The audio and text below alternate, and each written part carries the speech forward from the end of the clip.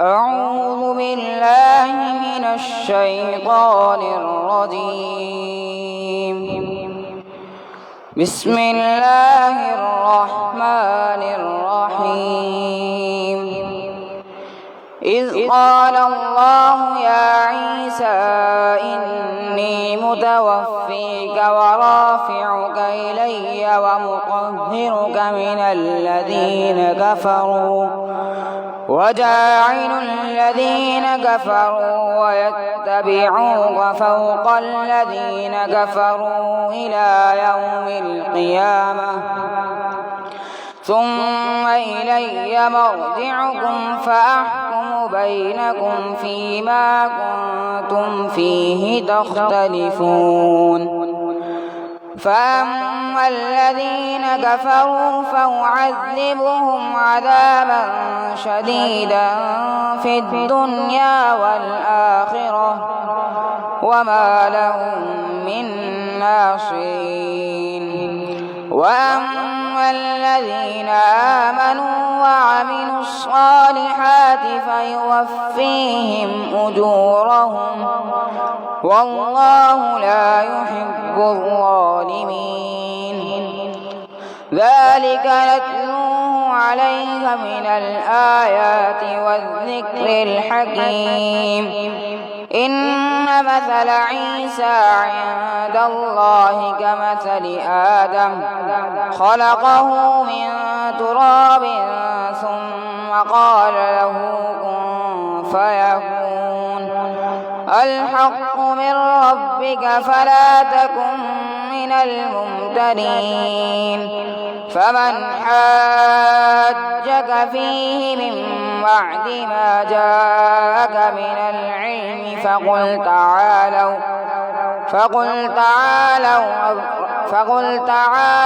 ربنا أبناءكم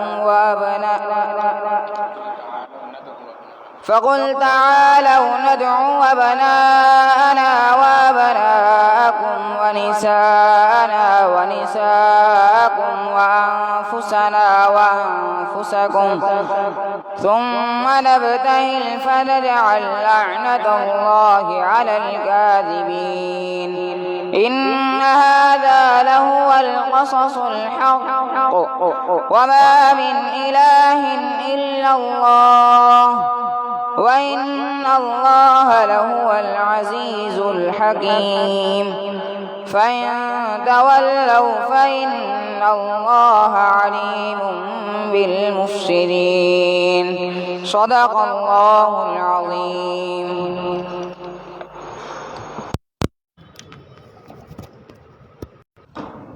الحمد للہ وکفیٰ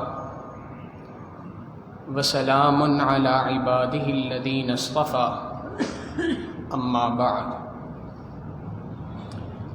سورہ آل عمران کے اندر یہ اس سورت کا 5واں اور تیسرے پارے کا 13واں رکوع ہے، اور گزشتہ کئی رکوع سے اللہ رب العزت اپنی قدرت کی مختلف نشانیوں کو ذکر فرما رہے ہیں. انہی مختلف نشانیوں میں حضرت مریم علیہ السلام کی پیدائش تھی، ان کا بیت المقدس کے اندر رہائش اختیار کرنا تھا. پھر انہی کے ہاں حضرت عیسیٰ علیہ السلام کی پیدائش کا معاملہ تھا، اس کو بھی اللہ رب العزت نے اپنی قدرت کی نشانی فرمایا اور اس کو ذکر فرمایا. اس کے بعد عیسیٰ علیہ السلام کا ذکر کیا کہ انہوں نے کس طریقے سے یہودیوں کو دعوت دی، اور بعض افراد ان میں سے وہ تھے جو عیسیٰ علیہ السلام کی اس دعوت پر لبیک کہہ کے ان کے ساتھ شامل ہو گئے تھے. ان کو عیسیٰ علیہ السلام کے حواری کہا جاتا تھا. یہ عیسیٰ علیہ السلام کے صحابہ تھے. شام کے جس علاقے کے اندر حضرت عیسیٰ علیہ السلام نے ایمان کی دعوت دی، تو اسی علاقے کے بعض افراد نے، یہودیوں نے ان کے خلاف پروپیگنڈا کیا اور ان کے خلاف سازش کی. لوگوں کو کہنا شروع کر دیا کہ یہ تو وہ ہیں جو تمہیں تمہارے آباء و اجداد کے دین سے ہٹاتے ہیں، اور یہ نعوذ باللہ اللہ رب العزت نے جو دین حضرت موسیٰ علیہ السلام کو عطا کیا تھا یہ اس کے خلاف باتیں کرتے ہیں۔ چنانچہ لوگ جمع ہوتے گئے، پروپیگنڈا بڑھتا گیا، لوگ جمع ہوتے گئے، مخالفت بڑھتی چلی گئی، یہاں تک کہ ایک وقت وہ بھی آ گیا کہ ان سب نے مل کر شام کے اس صوبے کے گورنر جس کا نام ہیروڈ تھا اس سے اس بات کا مطالبہ کیا کہ آپ عیسیٰ علیہ السلام کو پھانسی دیں، یہ اللہ رب العزت کی شان میں گستاخی کرتا ہے۔ انہوں نے اس معاملے کو ٹالنے کی کوشش کی تو یہ احتجاج بڑھنا شروع ہو گیا، بدامنی پھیلنا شروع ہو گئی۔ اس نے اپنے بڑوں کو، اپنے بادشاہ کو خط لکھا کہ جی آپ مشورہ دیں کیا کرنا چاہیے۔ اس نے آگے سے جواب دیا کہ دیکھو، اگر ایک آدمی کو قتل کرنے سے، ایک آدمی کو مارنے سے پورے کے پورے صوبے کے اندر امن و امان قائم ہو سکتا ہے تو ایسا کام کیوں نہیں کر گزرتے، کر لو۔ اس نے پولیس والوں کو حکم دیا کہ تم جاؤ اور فلاں گھر کے اندر جو ہے وہ عیسیٰ نامی بندہ ہے، اس کو جا کے پکڑ کے لے آؤ اور اس کو سولی پہ لٹکا دو۔ اب یہ جو پولیس والے تھے یہ خود بھی عیسیٰ علیہ السلام کو صحیح طور پہ جانتے نہیں تھے، نشانیاں بتاتی گئیں کہ اس طرح کا بندہ ہے۔ یہ ان کے گھر پہ پہنچے اور عیسیٰ علیہ السلام کو بھی یہ بات محسوس ہو چکی تھی، چنانچہ انہوں نے اپنے طور پر جو اپنے افراد تھے، حواریین تھے، ان کو جمع کر لیا تھا پہلے سے۔ وہ سارے افراد جمع تھے، گھر کے گرد پہرا دے رہے تھے، کچھ افراد عیسیٰ علیہ السلام کے ساتھ گھر کے اندر موجود تھے۔ انہی کے اندر ایک شخص تھا جس کا نام تھا شمعون قرینی۔ یہ عیسیٰ علیہ السلام کے بڑے خاص افراد میں سے تھا، ساتھ رہا کرتا تھا۔ جب عیسیٰ علیہ السلام کے گھر پر دستک ہوئی تو اس نے جا کے دروازہ کھولا، اور یہ اللہ کی عجیب شان تھی کہ اس کی اور عیسیٰ علیہ السلام کی شکل آپس میں بہت زیادہ ملتی جلتی تھی۔ چنانچہ جو پولیس والے تھے انہوں نے شمعون قرینی کو پکڑا اور پکڑ کے اس کو سولی پہ لٹکا دیا کہ ہم نے عیسیٰ علیہ السلام کو مار دیا، قتل کر دیا۔ اور واقعہ یہ پیش آیا کہ اللہ رب العزت نے ان کو ان کے گھر کے اندر سے آسمان دنیا پر اٹھا لیا۔ اللہ رب العزت نے تو ان کو آسمان دنیا پر اٹھا لیا اور ان کی جگہ پولیس والوں نے ایک بندے کو غلط فہمی میں قتل کر دیا، سولی پر لٹکا دیا، اور وہ بھی مطمئن ہو گئے کہ ہاں واقعی جو کام ہمیں دیا گیا تھا وہ کام مکمل ہو گیا، اب یہاں پر امن و امان قائم ہو جائے گا۔ یہاں سے یہودیوں نے اپنا ایک عقیدہ بنایا اور انہوں نے عیسیٰ علیہ السلام سے متعلق یہ بات کہی کہ جی ہمارا عقیدہ ہے، ہم یہ بات مانتے ہیں کہ ہم نے عیسیٰ علیہ السلام کو قتل کیا ہے اور عیسیٰ علیہ السلام قتل ہو گئے تھے، ہم نے ان کو اس دنیا میں آنے کے بعد ہم نے ان کو مارا۔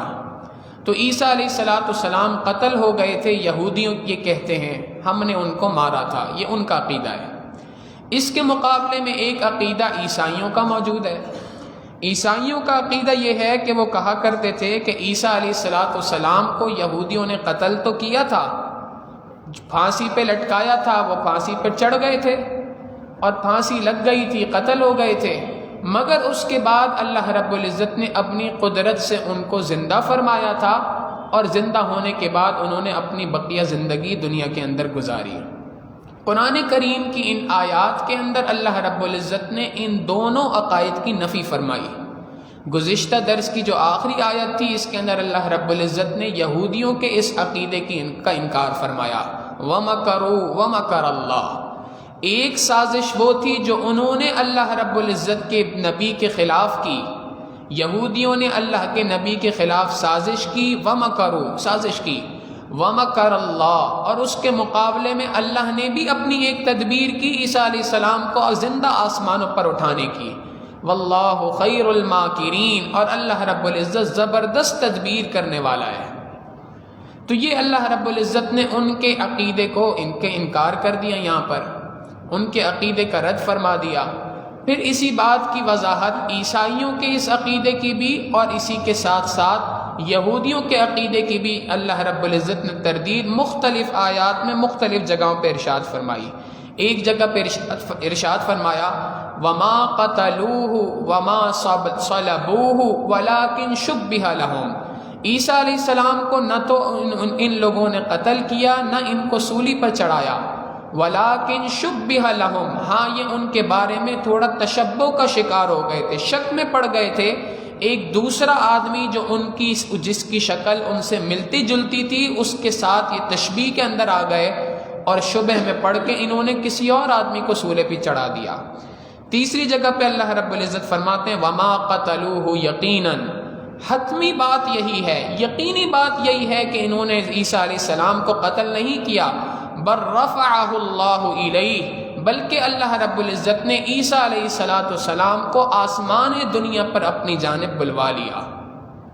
تو ایک عقیدہ عیسائیوں کا تھا، ایک عقیدہ یہودیوں کا تھا، اور ان کے مقابلے میں 1400 سال کے بعد ایک بدبخت دنیا کے اندر پیدا ہوا ملعون، جس نے اپنا نام مرزا غلام احمد قادیانی رکھا۔ اس نے ابھی ایک عقیدہ عیسیٰ علیہ السلام سے متعلق ذکر کیا۔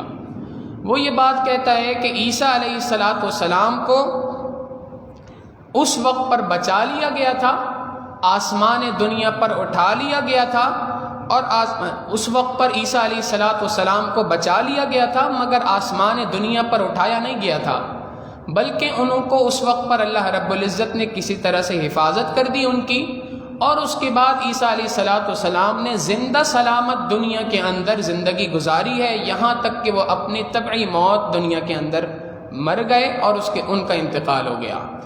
اور چونکہ حدیث مبارکہ میں نبی علیہ السلام یہ بات ارشاد فرما چکے ہیں کہ عیسیٰ علیہ السلام قرب قیامت میں واپس آئیں گے، تو وہ یہ کہتا ہے کہ اس وقت پہ مر گئے تھے، اب دوبارہ عیسیٰ علیہ السلام نے پیدا ہو کر دنیا میں قیامت کے قریب آنا تھا۔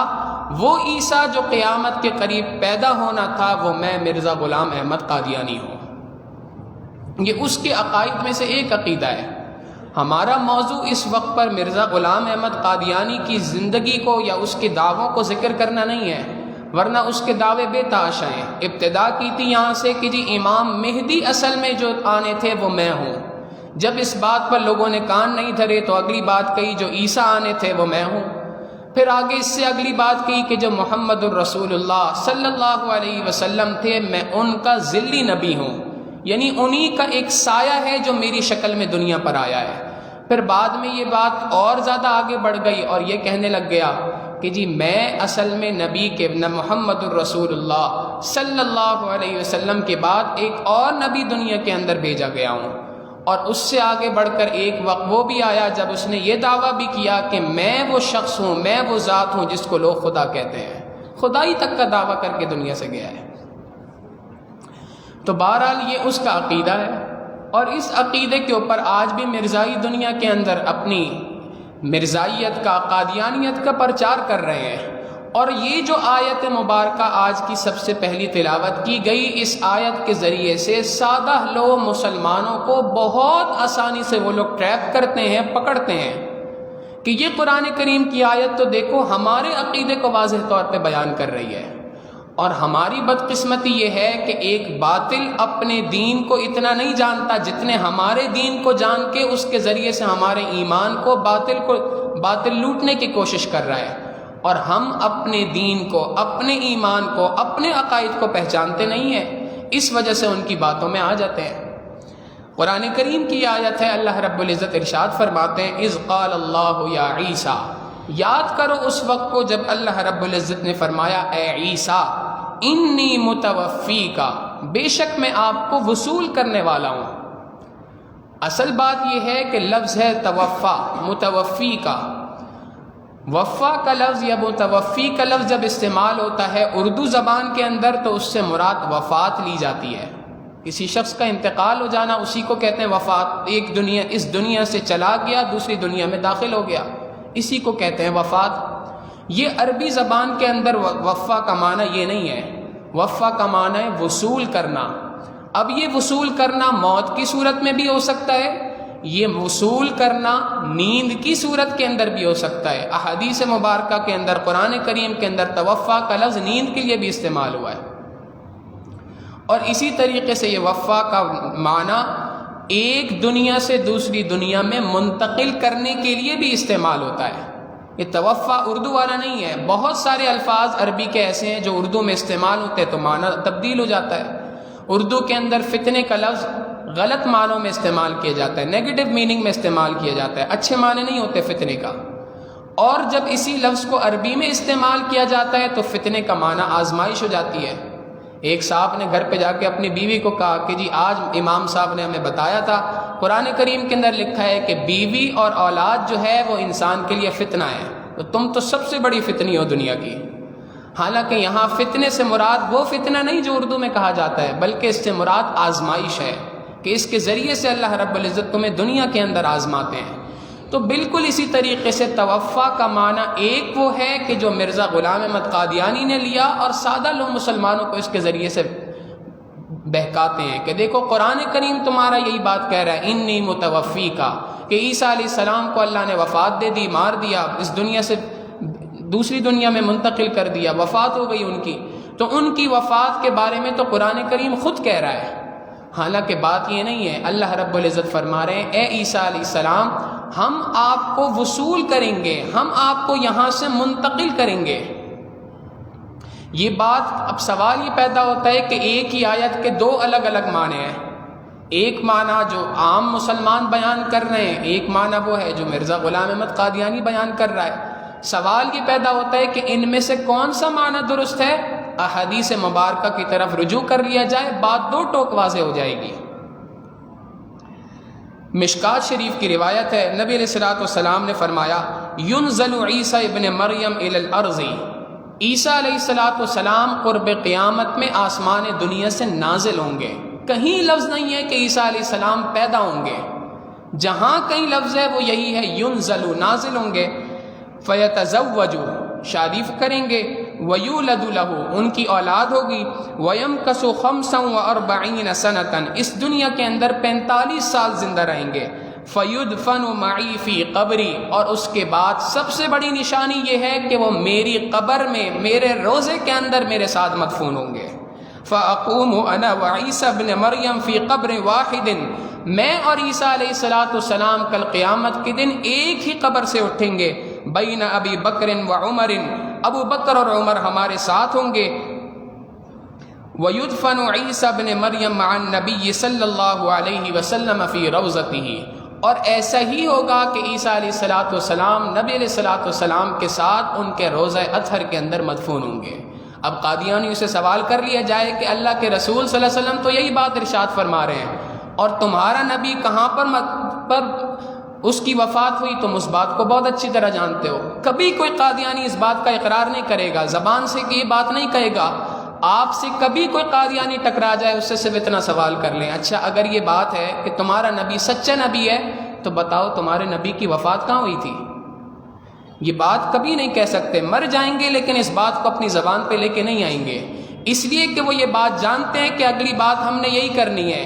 اللہ کے رسول صلی اللہ علیہ وسلم کی حدیث ہے، نبی علیہ الصلوۃ والسلام نے فرمایا انبیاء دنیا کے اندر جہاں ان کی روح سلب کی جاتی ہے وہیں پر ان کی تدفین ہوتی ہے، اور مرزا غلام احمد قادیانی کی روح کو اللہ رب العزت نے بیت الخلاء کے اندر تدفین نکالا تھا۔ اس کی تدفین اصولی اعتبار سے اگر نبی تھا تو بیت الخلاء کے اندر ہونی چاہیے تھی۔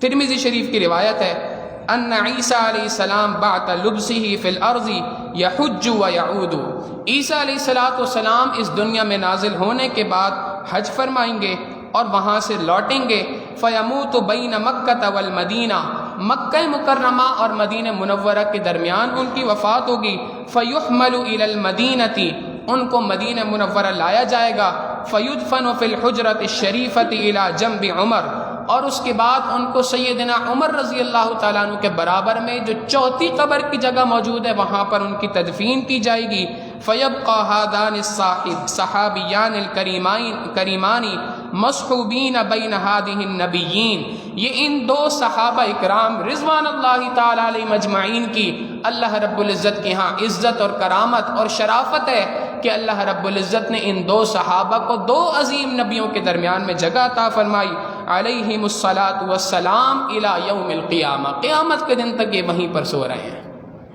تو یہ واضح احادیث مبارکہ ہیں، یہ صرف دو احادیث نہیں ہیں، احادیث کا ایک پورا انبار ہے، احادیث کی ایک پوری لسٹ ہے جو اس بارے میں بات واضح دو ٹوک واضح بات کرتی ہے کہ عیسیٰ علیہ الصلوۃ والسلام قرب قیامت کے وقت پر آسمان دنیا سے اس دنیا کے اندر ہوں گے۔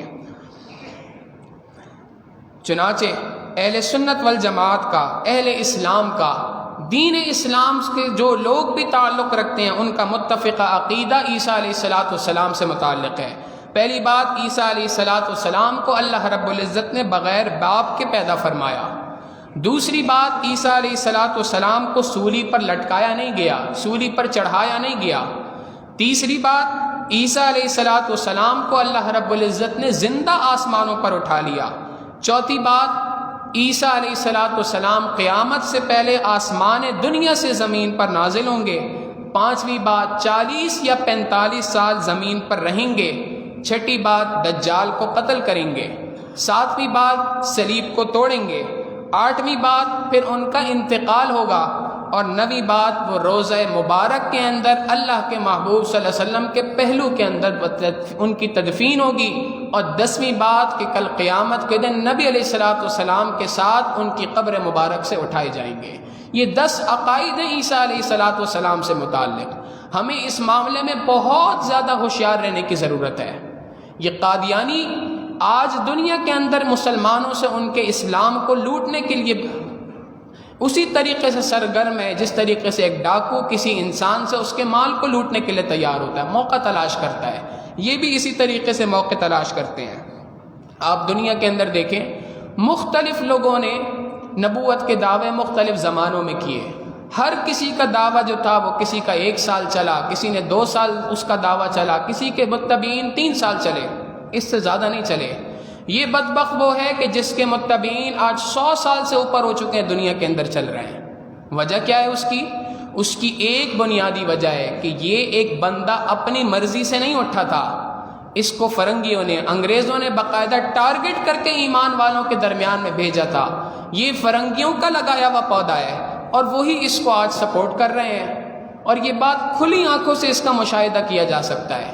اور یہ ایمان والوں کے ایمان کو سمیٹنے کے لیے، ان کے ایمان کو لوٹنے کے لیے مسلمانوں پر 3 طریقوں سے وار کرتے ہیں۔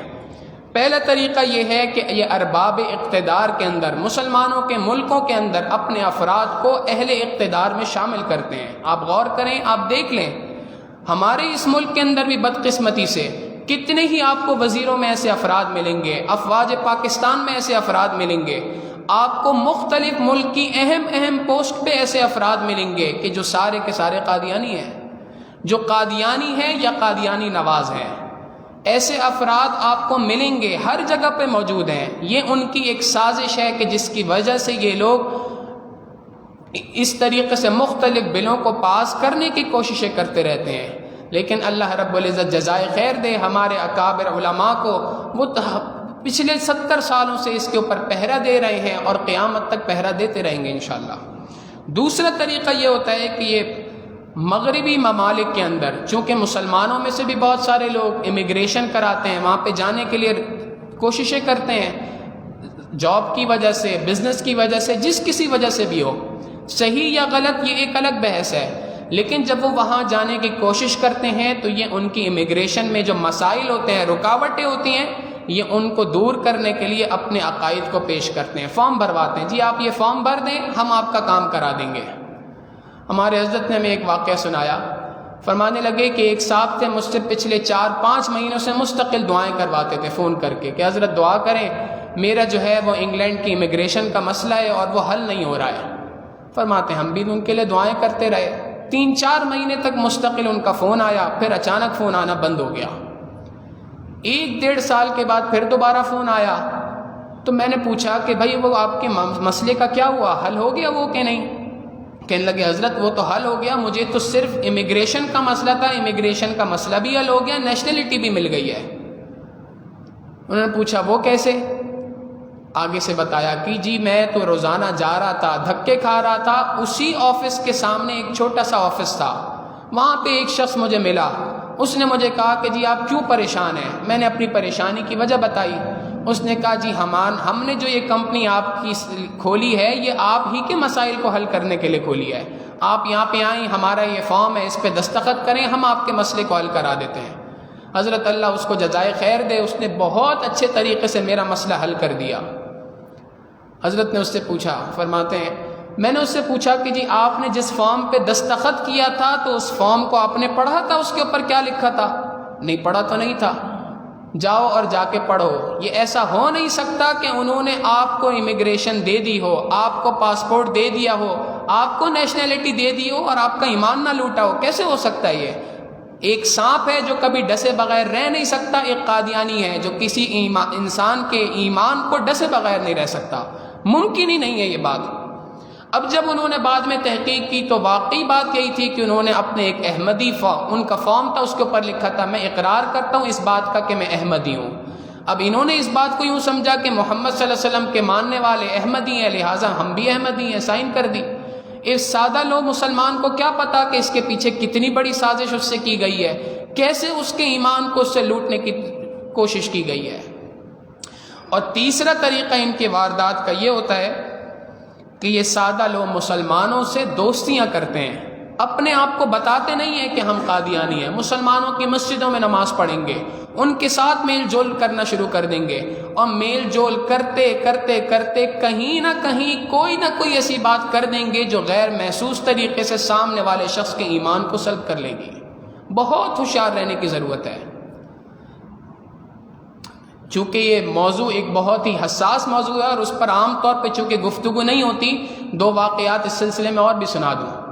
ایک اللہ والے نے ایک مرتبہ بتایا، غالباً شہید اسلام حضرت مولانا یوسف لدھانوی شہید رحمہ اللہ کی کتاب کے اندر اس عاجز نے واقعہ پڑھا کہ ایک شخص تھا، اس نے آ کے یہ بات کہی، ایک مرتبہ بتانے لگا کہ جی میرا تو ایک دوست ہے قادیانی، 3 سالوں سے ہماری دوستی ہے، اس نے تو کبھی مجھے دین کی دعوت نہیں دی اپنی، تو اس نے تو کبھی میرے ساتھ وار کرنے کی کوشش نہیں کی، مجھے دھوکہ دینے کی کوشش نہیں کی۔ آپ کہتے ہیں ان سے بچو، یہ تمہارے ایمان کو لوٹ لیں گے، کیسے ممکن ہے؟ تو وہ جو بھی اللہ والے تھے انہوں نے آگے سے کہا کہ اگر وہ واقعی قادیانی ہے، میں اس بات کو نہیں مانتا کہ اس نے تیرے ایمان کو نہ لوٹا ہو، ممکن ہی نہیں ہے۔ کہنے لگا کہ حضرت میں نے 3 سال ہو گئے دوستی سے، آج تک اس نے کسی موضوع پہ مجھ سے بات نہیں کی قادیانیت کے۔ انہوں نے کہا اچھا تم غور کرو، سوچو، اس نے کبھی کسی دین کے موضوع پہ تم سے بات کی ہے؟ تو کافی سوچنے کے بعد کہنے لگا کہ ہاں ایک دن اس نے بات کی تھی ایک موضوع پہ، اس نے ایک سوال کیا تھا کہ جی مجھے ایک بات سمجھ نہیں آئی۔ وہ کیا بات ہے کہ نبی علیہ الصلوۃ والسلام کو اللہ رب العزت نے 11 شادیاں ان کی کروائیں، 11 ازواج تھیں اللہ کے رسول صلی اللہ علیہ وسلم کی، تو یہ 11 ازواج کیوں تھیں؟ عام آدمی کو تو حکم ہے 4 شادیوں کا، نبی جو ہے وہ 11 شادیاں کر رہا ہے، تو یہ تو برابری کے خلاف ہے۔ بس اس نے اتنی سی بات کہی تھی، اس کے علاوہ تو کوئی بات نہیں کہی۔ انہوں نے کہا کہ تمہارے پاس اس کا کوئی جواب ہے؟ فرمانے لگے حضرت جواب تو نہیں ہے، بات تو ویسے کچھ سچ کہی ہے اس نے۔ کہنے لگے اللہ کے بندے، جب تمہارے دل میں اللہ کے محبوب صلی اللہ علیہ وسلم کے بارے میں شک پیدا ہو گیا تو بتاؤ ایمان کہاں باقی رہا؟ ایمان تو یقین کا نام ہے، شک کا نام تو ایمان نہیں ہے۔ جب تمہارے دل میں اس نے ایمان کے لیے شک پیدا کر دیا تو یہ کیسے ہو سکتا ہے کہ وہ شخص تمہارے ایمان کے اوپر حملہ نہ کرے؟ وہ تو ایمان پر حملہ کر کے اپنا مقصد حاصل کر چکا ہے تم سے۔ تو حقیقی بات یہی ہے کہ قادیانی ہو اور ایمان کو ڈسے نہ، یہ ممکن نہیں ہے۔ ہم اس بات کو سمجھتے نہیں ہیں اور ہم یہ سمجھتے ہیں یار بڑا با اخلاق ہے، ہم اس کے ساتھ اخلاق کے ساتھ پیش آئیں گے، ہو سکتا ہے شاید یہ ایمان لے آئے۔ یہ ایمان لانے والی قوم نہیں ہے۔ اللہ جس کو ہدایت دینا چاہے اس کو کوئی نہیں روک سکتا، حقیقت یہی ہے۔ لیکن یہ ایمان والوں کے ساتھ اس لیے جڑتے ہیں، اس لیے نہیں جڑتے کہ انہوں نے دوستی لگانی ہوتی ہے، یہ اس لیے جڑتے ہیں تاکہ ان کے ایمان کو ان سے چھین لیا جائے۔ بہت زیادہ اس معاملے میں ہوشیار رہنے کی ضرورت ہے۔ انسان کو معلوم ہونا چاہیے میں کن لوگوں کے ساتھ دوستی کر رہا ہوں، وہ کون افراد ہیں جن کے ساتھ میں اپنا تعلق قائم کر رہا ہوں، وہ کون افراد ہیں جو میرے دوست ہیں۔ اپنے دوستوں کے بارے میں مکمل معلومات حاصل کرنا ضروری ہے۔ اس عاجز کا ایک کلاس فیلو تھا، ہم کالج میں ساتھ پڑھتے تھے۔ جب کالج سے فارغ ہوئے تو اس کے بعد وہ آگے پڑھائی کے لیے ACCA کرنے کے لیے یہاں سے انگلینڈ چلا گیا۔ انگلینڈ کے اندر اب جب وہ وہاں تھا تو رابطہ کبھی کبھار ہوتا تھا۔ ایک دن اس نے مجھ سے ایک مسئلہ پوچھا میسج کے اوپر۔ اب حقیقت یہ ہے کہ اس وقت پہ ہم بھی طالب علم تھے، صحیح ہمیں بھی چیزوں کا علم نہیں تھا، تو اس نے ایک میسج کے ذریعے سے ایک سوال کیا۔ سوال ابھی ذہن میں نہیں کہ کیا سوال تھا، لیکن بہرحال کوئی سوال تھا کہ جس سے کوئی کنفیوژن تھی جو ذہن میں آ رہی تھی۔ میں نے اس سے پوچھا کہ جی آپ کو یہ سوال کس نے بتایا؟ کہنے لگا یار میرا ایک دوست ہے، ساتھ رہتا ہے، اس نے مجھ سے یہ بات کہی تھی اور بس اس نے سوال کیا تو میں نے کہا چلو میں اپنے ایک دوست سے پوچھ لیتا ہوں، وہ عالم بن رہا ہے، وہ بتا دے گا اس کا جواب۔ اب جب اس نے یہ بات کہی تو چونکہ پہلے سے اپنے بڑوں سے، اکابرین سے بات سن رکھی تھی کہ انگلینڈ کے اندر وہاں پر یہ لوگ بہت زیادہ منظم ان کا نیٹ ورک ہے اور وہاں پر بہت تیزی کے ساتھ یہ کام کرتے ہیں، تو فوراً شک ہوا۔ وہیں پر یہ ختم نبوت کے ایک محافظ، اللہ ان کی عمر میں برکت عطا فرمائے، حضرت مولانا سہیل بابا صاحب دامت برکاتہم العالیہ، وہ وہاں پر موجود تھے اور اس ساجد سر کا ان سے رابطہ تھا۔ تو میں نے ان کو فون کیا اور میں نے ان کو بتایا کہ جی اس طرح سے میرا دوست ہے، ہمیں یہ شک لگتا ہے کہ شاید وہ کسی قادیانی کے ساتھ ملوث ہے۔ آپ اگر، میں نے اس کو آپ کا نمبر دیا ہے لیکن لگتا ہے ایسے کہ وہ آپ سے رابطہ نہیں کرے گا، اگر آپ اس سے رابطہ کر لیں اور کوئی وقت سیٹ کر لیں، ملاقات کر لیں تو بہت اچھا ہے۔ وہ رہتا تھا مینچسٹر میں، حضرت رہتے تھے لندن کے اندر۔ حضرت نے اس کو فون کیا اور دعوت دی کہ بھائی آپ نے کبھی لندن دیکھا ہے؟ نہیں، لندن نہیں دیکھا، آپ یہاں پہ آئیں، آپ کو رہائش بھی ہم دیں گے، ہمارے ساتھ رہیے گا، یہاں پر لندن بھی گھمائیں گے، دکھائیں گے، بیٹھے ہمارے ساتھ، جو آپ کا ویکینڈ ہے، ہفتہ اتوار کو چھٹی ہوگی، آ جائیے گا یہاں پہ۔ وہ خوش ہو گیا، اگلے ہفتہ اتوار وہاں پہنچ گیا۔ اب جب وہاں پہنچا اور گفتگو شروع ہوئی تو واقعی پتہ چلا کہ جس شخص کے ساتھ اس کی دوستی تھی وہ قادیانی تھا۔ یہ اس طریقے سے دوستیاں کر کر کے مسلمانوں کو، سادہ لو انسانوں کو، کبھی دوستی کا جھانسا دے کے، کبھی عورت کا جھانسا دے کے، کبھی مال پیسے کا جھانسا دے کے ایمان والوں کے ایمان کو لوٹنے کی کوشش کرتے ہیں۔ لہٰذا ان سے اپنے آپ کو بچانے کی ضرورت ہے۔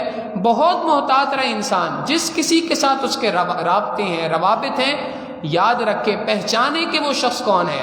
اگر وہ شخص کے بارے میں یقین ہے کہ یہ مؤمن ہے، ایمان والا ہے، مسلمان ہے، اس سے دوستی رکھیں، اس سے تعلق رکھیں، اور اگر اس کے بارے میں شک ہو تو اس سے دوستی کرنا چھوڑ دیں، اس سے تعلق رکھنا ہی چھوڑ دیں۔ اپنے ایمان کی حفاظت کرنا یہ زیادہ ضروری ہے۔ اور دوسرا کام کرنے کا یہ ہے کہ خدا کے لیے ہمیں چاہیے، بالخصوص نوجوانوں کو، کہ اپنے دین کا مطالعہ کریں، اپنے دین کے بارے میں معلومات حاصل کریں، اپنے ان بنیادی عقائد کو سیکھیں، علماء سے رابطہ کریں کہ جی یہ عقیدہ ہے، اس کے متعلق کیا گفتگو ہے۔ ہم اکثر یہ بات کہتے ہیں جی ہمیں تو پتہ ہی نہیں تھا اس بارے میں، ہم کیا کر سکتے ہیں؟ دنیا کے اندر اگر آپ کبھی موٹر سائیکل پر گاڑی میں جا رہے ہوں، ٹریفک سارجنٹ آپ کو روکے اور کہے کہ جناب آپ نے فلاں اصول کی خلاف ورزی کی ہے، گاڑی میں جا رہے تھے، سیٹ بیلٹ نہیں باندھا، چلان ہوگا آپ کا۔ آپ بائک پہ تھے، آپ نے ہیلمٹ نہیں پہنا، چلان ہوگا۔ آپ آگے سے جواب دیں کہ جی مجھے تو پتہ ہی نہیں تھا کہ جی ہیلمٹ کا پہننا جو ہے وہ کوئی قانون کے اندر لکھا ہوا ہے، قانونی اعتبار سے ضروری ہے، تو اس سے کیا جان چھوٹ جائے گی؟ کبھی جان نہیں چھوٹتی۔ وہ آگے سے آپ کو کتاب دکھائے گا، جناب قانون کی کتاب میں یہ بات لکھی ہے، جو لائسنس آپ لے کر گھوم رہے ہیں اس لائسنس میں بھی لکھا ہوا ہے، ignorance of law is not an excuse. آپ کا یہ بات کہنا کہ میں قانون نہیں جانتا، یہ آپ کا قصور ہے کہ آپ قانون نہیں جانتے، یہ بہانہ نہیں بن سکتا آپ کے چالان نہ کرنے کے لیے۔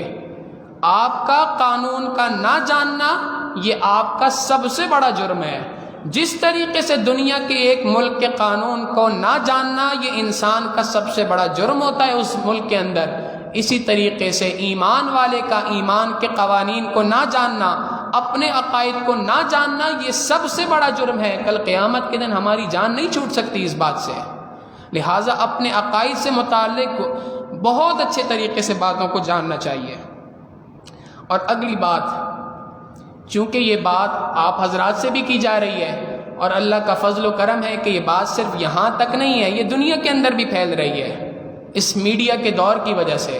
لہٰذا قادیانیوں کو بھی مخاطب کر کے ایک بات بڑے درد دل کے ساتھ یہ کہنا چاہتا ہوں، اور وہ بات یہ ہے کہ خدا کے لیے ایک مرتبہ اپنی زندگی کے اندر تعصب کی اینک کو اتار کر مرزا غلام احمد قادیانی کی صرف زندگی کو پڑھ لو۔ انسان کو ہم یہ نہیں کہتے کہ آپ وہ تمام کے تمام دلائل کو پڑھیں جو ہمارے اکابرین نے لکھے، وہ تمام کی تمام باتوں کو لکھیں پڑھیں جو احادیث مبارکہ کے اندر آئی ہیں، یہ بہت لمبی بات ہے، لیکن تعصب کی اینک کو اتار کر ایک مرتبہ کوئی شخص مرزا غلام احمد قادیانی کی زندگی کو پڑھ لے، نبی تو دور کی بات ہے وہ اس بات پر یقیناً متفق ہوگا کہ وہ ایک شریف انسان بھی نہیں تھا دنیا کا، نبی کا ہونا تو بہت دور کی بات ہے، اس کی زندگی کو ایک بار پڑھ لے انسان، اس بات کا مطالبہ، اس بات کو خود اس کا دل تسلیم کرے گا، یہ ایک شریف آدمی بھی نہیں ہو سکتا، ایک معزز آدمی جو زمانے کا ہوتا ہے، ایک زمانے کا شریف ترین انسان جو ہوتا ہے، اس کی جو صفات ہونی چاہیے وہ صفات بھی اس کے اندر پائی نہیں جاتی ہیں۔ زندگی کو پڑھ لیں، سچ اور جھوٹ بہت صاف الفاظ میں واضح ہو جائے گا، دودھ کا دودھ اور پانی کا پانی ہو جائے گا۔ آپ غور کریں، اللہ کے محبوب صلی اللہ علیہ وسلم نے مشرکین مکہ کو دعوت دی تھی، دعوت دیتے ہوئے مشرکین مکہ کو کیا بات کہی؟ فَقَدْ لَبِثْتُ فِيكُمْ عُمُرًا مِّن قَبْلِ أَفَلَا تَعْقِلُونَ، میں تمہارے درمیان اپنی زندگی کا ایک حصہ گزار چکا ہوں، میری زندگی تمہارے لیے دلیل ہے۔ علماء نے اس آیت سے استدلال کیا کہ نبی کی جو زندگی ہوتی ہے، ذاتی زندگی، وہ ذاتی زندگی بھی اس کی قوم کے لیے دلیل ہوا کرتی ہے، نبی کی زندگی اس کی قوم کے لیے دلیل ہوتی ہے۔ اگر یہ بدبخت نبی ہے تو اس کی زندگی کو پڑھ کے دیکھ لیں، دودھ کا دودھ اور پانی کا پانی ہو جائے گا۔ اللہ رب العزت فرماتے ہیں اذ قال اللہ یا عیسیٰ، جب کہا اللہ رب العزت نے اے عیسیٰ، انی متوفیکا، ہم آپ کو وصول کریں گے، ورافعک الیہ، ہم آپ کو اٹھا لیں گے اپنی جانب، ومطہرک من الذین کفروا، ہم آپ کو ان کافروں سے پاک کر دیں گے، یہ یہودی جو آپ کو قتل کرنے کے ارادے کر رہے ہیں ہم ان سے آپ کو پاک کر دیں گے، وجاعل الذین اتبعوک فوق الذین کفروا، اور جو لوگ آپ کی پیروی کریں گے، حقیقی معنوں میں آپ پر ایمان لے کے آنے والے ہیں، جو حقیقتاً توحید الہی پر ایمان رکھتے ہیں، ہم ان لوگوں کو کافروں پر فوقیت عطا فرما دیں گے الی یوم القیامہ، قیامت کے دن تک۔ ثم الی مرجعکم، پھر اس کے بعد آپ ان تمام لوگوں کو، جتنے بھی لوگ ہیں ان سب کے سب کو ہماری طرف لوٹنا ہے، میری ہی طرف لوٹنا ہے۔ فاحکم بینکم، پھر میں فیصلہ کروں گا تمہارے درمیان، فیما کنتم فیہ تختلفون، کہ تم کن باتوں کے اندر آپس میں اختلاف کرتے تھے۔ تم نزول عیسیٰ علیہ السلام سے متعلق، عیسیٰ علیہ السلام کی حیات سے متعلق جو اختلاف کرتے تھے، اس اختلاف کا آخری فیصلہ کل قیامت کے دن ہوگا۔ لہذا فَأَمَّا الَّذِينَ كَفَرُوا، جن لوگوں نے کفر کیا، فَأُعَذِّبُهُمْ عَذَابًا شَدِيدًا فِي الدُّنْيَا وَالْآخِرَةِ، دنیا اور آخرت کے اندر ان کے لیے سخت عذاب ہے، وَمَا لَهُم مِّن نَاصِرِينَ، ان کا کوئی مددگار نہیں ہوگا۔ وَأَمَّا الَّذِينَ آمَنُوا وَعَمِلُوا الصَّالِحَاتِ، جو لوگ ایمان لائے اور نیک اعمال کیے، فَيُوَفِّيهِمْ أُجُورَهُمْ، ہم انہیں پورا کا پورا بدلہ عطا کریں گے ان کے نیک اعمال کا، جو نیک اعمال وہ دنیا میں کرتے ہیں ہم اس کا پورا پورا بدلہ انہیں عطا کریں گے۔ واللہ لا يحب الظالمین، اور اللہ رب العزت ظلم کرنے والے انسان کو پسند نہیں کرتا۔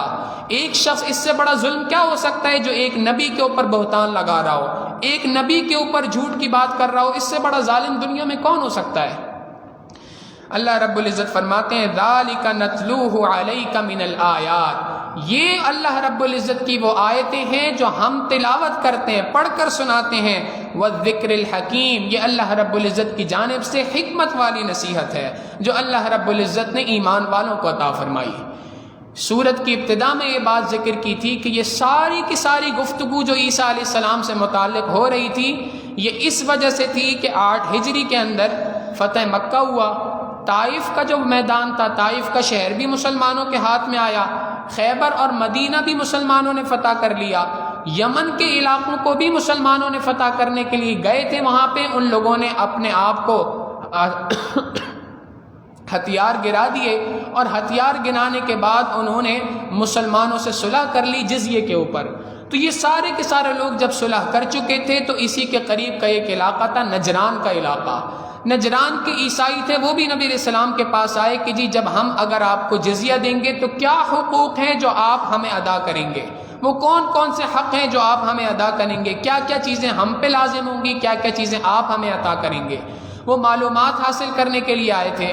تو یہ جو لوگ آئے تھے انہوں نے عیسیٰ علیہ السلام سے متعلق اللہ رب العزت سے سوال کیا تھا، تو اللہ رب العزت نے وہ تفصیلی ذکر بی بی مریم کا عیسیٰ علیہ السلام کا کر دیا۔ اب انہوں نے اللہ رب العزت کے محبوب صلی اللہ علیہ وسلم سے سوال کیا کہ آخری بات ہمیں یہ بتا دیجئے کہ جب عیسیٰ علیہ السلام اللہ کے بیٹے نہیں ہیں، اللہ کے شریک نہیں ہیں، تو پھر کون ہے؟ اللہ رب العزت نے بڑا زبردست جواب عطا فرمایا، ان مثل عیسیٰ عند اللہ کمثل آدم، اللہ رب العزت عیسیٰ علیہ السلام اللہ کے ہاں عیسیٰ علیہ السلام کی مثال آدم علیہ السلام ہی کی سی ہے، خلقہ من تراب، اللہ رب العزت نے انہیں مٹی سے پیدا فرمایا، ثم قال له کن فیکون، پھر اللہ نے انہیں فرمایا کن ہو جا فیکون، بس وہ زندہ ہو گئے۔ اللہ رب العزت نے عیسیٰ علیہ السلام کو آدم علیہ السلام کے ساتھ مشابہت فرمائی۔ مشابہت کیوں اختیار کی؟ علماء نے اس کے 3 جوابات دیے۔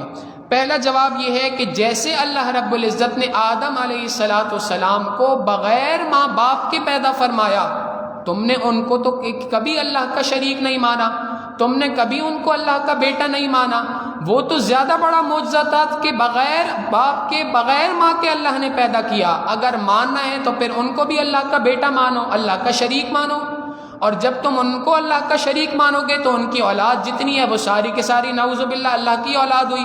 تم پھر یہ کہتے ہو کہ جتنی دنیا کے اندر اولادیں ہیں، جتنے افراد ہیں، سارے کے سارے اللہ کے بیٹے ہیں۔ تو اگر ماننا ہے تو پھر پوری بات مانو۔ تو یہ ایک طریقے سے اللہ رب العزت نے آدم علیہ السلام سے مشابہت اختیار کر کے ان کو چپ کروایا۔ دوسرا طریقہ، دوسری بات اسی کے ذریعے سے اللہ رب العزت نے فرمائی کہ دیکھو اللہ رب العزت نے جیسے آدم علیہ السلام کی پسلی سے اماں حوا کو پیدا فرمایا، کیسے پیدا ہو گئی، کیا طریقہ کار تھا، کسی کو نہیں معلوم۔ اللہ نے فرما دیا ہم بھی ایمان لاتے ہیں، اے عیسائیوں تم بھی ایمان لاتے ہو۔ جیسے آدم علیہ السلام کی پسلی سے اماں حوا کا پیدا ہونا اگرچہ حیران کن ہے مگر اللہ کا حکم ہے، اللہ کا امر ہے، تم بھی مانتے ہو، تو کون سی حیران کن بات ہے کہ اگر اللہ رب العزت نے بی بی مریم سے حضرت عیسیٰ علیہ السلام کو پیدا کر دیا۔ اور تیسری بات کہ اللہ رب العزت نے آدم علیہ السلام کو زمین پر پیدا کیا، پھر جنت میں بھیج دیا، پھر جنت سے اتار کر زمین پر بھیج دیا، اور پھر زمین پر وہ دنیا کے اندر رہے۔ اسی کے مقابلے میں اللہ رب العزت نے عیسیٰ علیہ السلام کو زمین پر پیدا فرمایا، پھر آسمان دنیا پر لے گئے، اور پھر ایک دن آئے گا کہ آسمان دنیا سے ان کو آسمان دنیا سے زمین پر اتاریں گے۔ تو واقعات تو آدم علیہ السلام کے عیسیٰ علیہ السلام کے ایک جیسے ہیں۔ اگر انہی واقعات کی بنیاد پر تم عیسیٰ علیہ السلام کو اللہ کا شریک مانتے ہو تو اصولاً تو تمہیں پھر آدم علیہ السلام کو بھی اللہ کا شریک ماننا چاہیے۔ جب تم ان کو بھی نہیں مانتے ہو تو یہ دلیل واضح طور پہ بتاتی ہے کہ تم جو بات کہتے ہو فقط اللہ کے اوپر بہتان ہے، اللہ کے اوپر جھوٹ ہے جو تم گڑ رہے ہو۔ اور اگر یہ بات بھی سمجھ نہیں آتی تو اگلی بات سمجھ لو۔ اللہ رب العزت فرماتے ہیں الحق من ربک، یہ آپ کے پروردگار کی جانب سے حق ہے، سچی بات ہے۔ فلا تکم من الممترین، لہٰذا آپ اے ایمان والوں، اے مخاطب، تم کسی شک و شبے کے اندر نہ رہنا، شک والوں کے اندر اپنے آپ کو شامل نہ کرنا۔ اور اگلی بات نبی علیہ السلام کو فرمائی کہ ان نجران کے عیسائیوں کو یہ بات کہہ دیجئے کہ اگر تم ان باتوں کو نہیں مانتے، ساری دلیلوں کو نہیں مانتے، آخری حل میرے پاس ہے، آ جاؤ میرے ساتھ مباہلہ کر لو۔ مباہلہ کس کو کہتے ہیں؟ مباہلہ اس بات کو کہتے ہیں کہ نبی علیہ السلام کو حکم دیا کہ آپ اپنے آپ کو، اپنے گھر والوں کو، اپنی بیوی بچوں کو، اہل بیت جتنے ان سب کے سب کو لے کر ایک میدان میں آ جائیں، ان سے بھی کہیں کہ اپنے گھر والوں کو، اپنے تمام افراد کو لے کے ایک میدان میں آ جائیں، دونوں کے دونوں ہاتھ اٹھائیں اور اللہ سے دعا کریں کہ اے اللہ ہم میں سے جو حق پر ہے اس کو نجات عطا فرما، جو اے اللہ باطل پر ہے، غلط ہے، اللہ اس کے اوپر اپنے عذاب کو نازل فرما۔ میں بھی دعا کروں گا، تم بھی دعا کرنا، حق پر کون ہے خود بخود واضح ہو جائے گا۔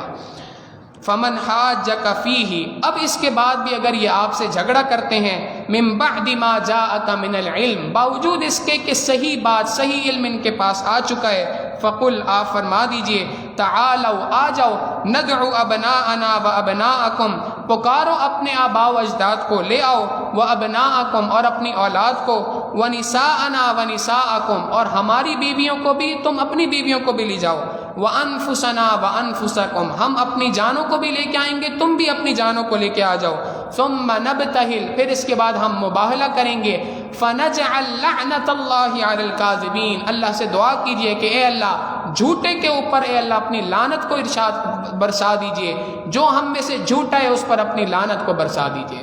نبی علیہ السلام نے جب نجران کے عیسائیوں کو یہ بات کہی کہ صبح کو ہم مباہلہ کریں گے، میدان میں آ جانا، بات طے ہو جائے گی۔ رات کو انہوں نے آپس میں مشورہ کیا کہ دیکھو سچی بات تو یہی ہے کہ یہی اللہ کے نبی ہیں، لہٰذا اگر ہم نے ان سے مباہلہ کیا تو ہمارے اوپر اللہ کی پھٹکار پڑے گی، اللہ کی طرف سے عذاب آ جائے گا، لہٰذا آسان طریقہ یہ ہے کہ خاموشی اختیار کرو اپنی قوم کو بھی نہ بتاؤ اس بارے میں کوئی بات، ان سے صرف جو بات کرنے کے لیے آئے تھے جزیے کی وہ بات کرو اور یہاں سے خاموشی سے رخصت ہو۔ لہٰذا انہوں نے خاموشی سے صرف جزیے کی بات کی اور وہاں سے رخصت ہو گئے۔ اللہ رب العزت فرماتے ہیں ان ھذا لہو القصص الحق، یہ وہ ہے جو ٹھیک ٹھیک قصہ ہم آپ کو بیان کرتے ہیں۔ وما من الہ الا اللہ، ساری کی ساری بات کا نچوڑ یہ ہے کہ اللہ کے سوا کوئی دوسرا معبود نہیں، اللہ کے ساتھ کوئی دوسرا نبی شریک نہیں، کوئی دوسرا پروردگار نہیں، اللہ کا کوئی بیٹا نہیں، اللہ کا کوئی معبود نہیں، ساتھی نہیں، الہ نہیں۔ وَإِنَّ اللَّهَ لَهُوَ الْعَزِيزُ الْحَكِيمُ، اور بے شک اللہ رب العزت زبردست حکمت والا ہے۔ فَإِن تَوَلَّوْا، اگر علم کے آ جانے کے باوجود، مباہلے کی دعوت دینے کے باوجود یہ منہ موڑ رہے ہیں، اعراض کر رہے ہیں، فَإِنَّ اللَّهَ عَلِيمٌ بِالْمُفْسِدِينَ، جو دنیا میں فساد مچانے والے ہیں اللہ رب العزت انہیں خوب اچھے طریقے سے جانتا ہے، اور قیامت کے دن اللہ رب العزت ان کو اس بات کا پورا پورا بدلہ عطا کرے گا۔ جو نیک لوگ ہوں گے اللہ رب العزت ان کو جنت عطا کرے گا، اور جو لوگ برے ہوں گے، جن لوگوں نے دنیا کے اندر اللہ کی وحدانیت کو قبول نہیں کیا ہوگا، دنیا میں فساد مچانے والے ہوں گے، اللہ رب العزت کل قیامت کے دن انہیں بھی ان کی ان برائیوں کا پورا پورا بدلہ عطا کریں گے۔ اللہ رب العزت ہمیں ان تمام باتوں کو صحیح طور پہ سمجھنے کی توفیق عطا فرمائے، عقیدہ ختم نبوت کے مطابق اپنی زندگی کو ڈھالنے کی توفیق عطا فرمائے۔ اس عقیدہ ختم نبوت پر حقیقت یہی ہے، اپنا ایمان بھی رکھنے کی ضرورت ہے، اور اپنے نہج کے مطابق، اپنی بساط کے مطابق، اپنی استعداد کے مطابق اس پر کام کرنے کی بھی ضرورت ہے۔ علامہ انور شاہ کشمیری رحمہ اللہ فرمایا کرتے تھے، اگر تم ختم نبوت کا کام نہ کرو تو یاد رکھنا کہ تم سے تو گلی کا کتا بہتر ہے۔ حقیقی بات یہی ہے، ہم اگر اپنے آپ کو عقیدہ ختم نبوت کے لیے پیش نہیں کر سکتے تو واقعی ہم سے بہت بہتر گلی کا کتا ہے۔ اللہ رب العزت ہمیں اس عقیدہ ختم نبوت پر مر مٹنے کی توفیق عطا فرمائے۔ نبی علیہ الصلوۃ والسلام کی ذات مبارکہ سے متعلق عقیدہ ہے یہ، اللہ رب العزت کی محبوب صلی اللہ علیہ وسلم کی ذات اقدس سے متعلق معاملہ ہے، یہ چھوٹا معاملہ نہیں ہے۔ دیگر تمام عقائد نبی علیہ الصلوۃ والسلام کی ذات سے متعلق نہیں ہے، یہ وہ واحد عقیدہ ہے جو اللہ کے محبوب صلی اللہ علیہ وسلم کی ذات سے متعلق ہے۔ اللہ رب العزت ہمیں دین کے مسائل کو صحیح طور پہ سیکھنے، سمجھنے اور اس کے مطابق عمل پیرا رہنے کی توفیق عطا فرمائے۔ وآخر دعوانا ان الحمد للہ رب العالمین۔ سبحان رب جلال الوہاب، اللہم صلی علی سیدنا محمد وعلی آل سیدنا محمد وبارک وسلم۔ ربنا ظلمنا انفسنا وان لم تغفر لنا وترحمنا لنكونن من الخاسرین۔ اللهم آت نفوسنا تقواها وزكها انت خير من زكاها انت وليها ومولاها انك على كل شيء قدير۔ اللهم يا مقلب القلوب ثبت قلوبنا على دينك۔ اللهم يا مصرف القلوب صرف قلوبنا على طاعتك۔ اللهم انا نسألك الهدى والتقى والعفاف والغنى۔ وصلی اللہ تعالی علی حبیبہ سیدنا محمد وآلہ واصحابہ اجمعین برحمتک یا ارحم الراحمین۔